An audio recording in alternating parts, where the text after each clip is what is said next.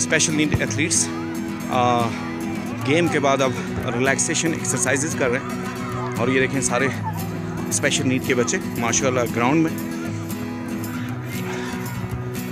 माशाल्लाह।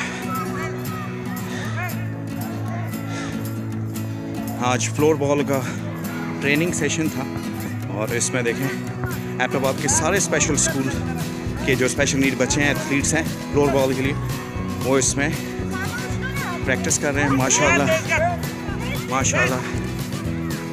देखें तो जो गेम होती है जी वो बच्चों के अंदर उनकी स्किल्स को और ज़्यादा एम्पावर करती है। माशाल्लाह।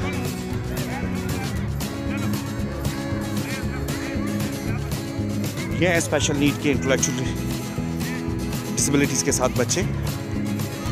अभी एक टफ मैच हुआ था फ्लोर बॉल का और उसके बाद इनको ये एक्सरसाइज करवाई जा रही है। माशाल्लाह, देखें